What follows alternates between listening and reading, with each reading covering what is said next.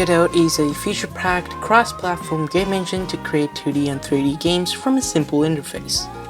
It provides a comprehensive set of common tools, so users can focus more on making games without having to do things from scratch. Games can be exported to the major desktop platforms as well as mobile and web-based platforms. Godot is completely free and open source under the MIT license.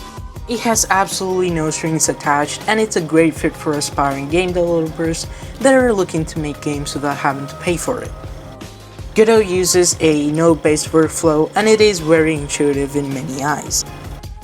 All of its nodes are categorized into different major nodes, and they are control nodes for UI, spatial nodes for interacting with any 3D space, and 2D nodes for anything 2D.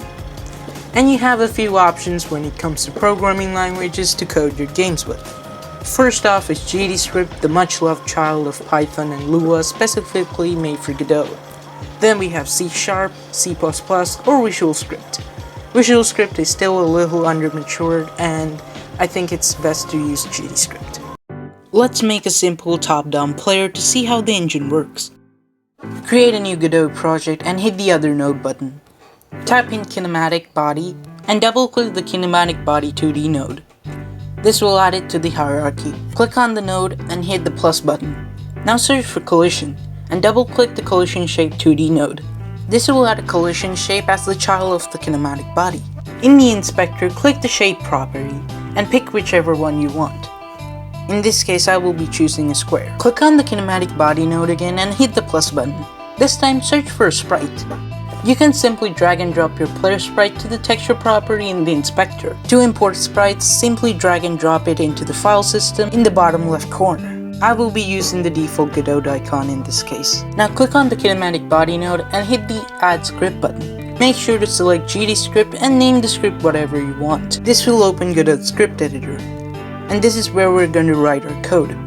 Declare two variables, one for the speed of the character and one to initialize the vector.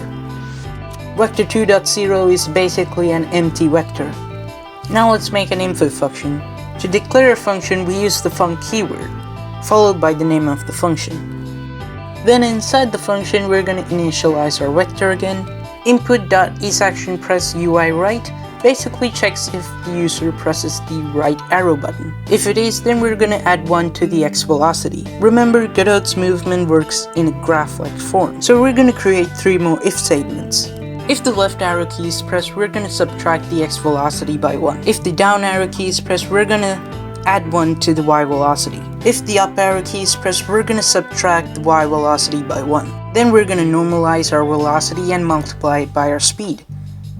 We do this to make sure that diagonal movement isn't faster. Then we're going to create a physics process function.